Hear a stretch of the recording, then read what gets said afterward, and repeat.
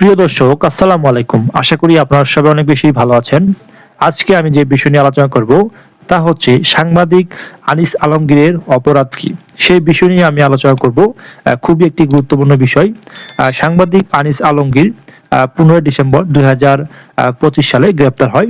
তার বিরুদ্ধে কয়েকটি অভিযোগ আনা হয়েছে, সন্ত্রাস বিরোধী আইন। কিন্তু এই আইনটি অনেক দুর্বল। তিনি কিন্তু কোনো বড় ধরনের অপরাধ করেনি, কাউকে হত্যা করেনি, কাউকে নির্দেশও দেয়নি হত্যা করার জন্য। তবুও কেন সাংবাদিক আনিস আলমগীর দীর্ঘদিন ধরে কারাগারে, সেটি নিয়ে কিন্তু কোনো ব্যক্তি বা কোনো সংবাদ মিডিয়া কিন্তু তেমনভাবে প্রচার করেনি। আপনারা জানেন, সাংবাদিক আনিস আলমগীর তিনি নিজের জীবনকে ত্যাগ করে, নিজের জীবনকে ঝুঁকিতে ফেলে ইরান ইরাক যখন যুদ্ধ হয়, তখন কিন্তু বাংলাদেশের মানুষকে কিন্তু সেই যে কভারেজ করেছে, তার যে সত্যটা তুলে ধরেছে। এছাড়াও সাংবাদিক আনিস আলমগীর বহুদিন ধরে বাংলাদেশে যে নিম্নবিত্ত মধ্যবিত্ত পরিবারের যে দুঃখ এবং সুখ তিনি তুলে ধরেছেন। বিভিন্ন অসহায় মানুষের গল্প তিনি তুলে ধরেছেন।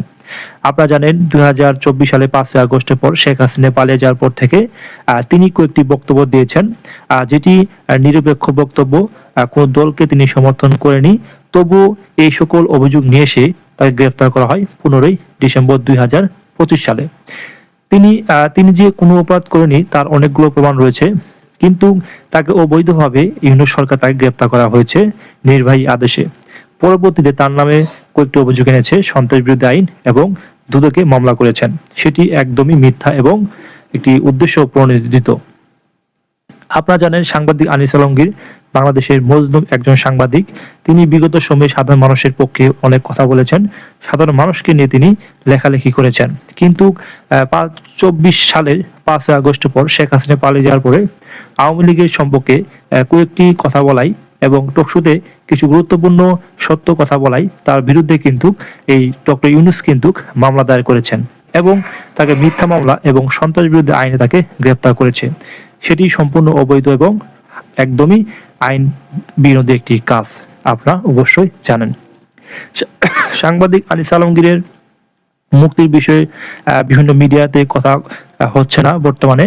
তবে এই প্রত্যেকটা সাংবাদিক এবং মিডিয়া কর্মীর উচিত এই সাংবাদিক আনিস আলমগীরের পক্ষে দাঁড়ানো, তাকে নিয়ে লেখালেখি করা।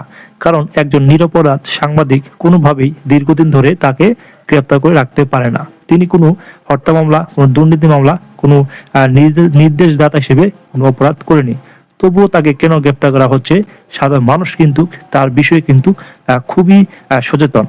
তবে আমরা আশা করি নির্বাচিত সরকার আসলে সেই বিষয়টি অবশ্যই খতিয়ে দেখবে এবং সাংবাদিক আনিস আলমগীরকে মুক্তি দিবে।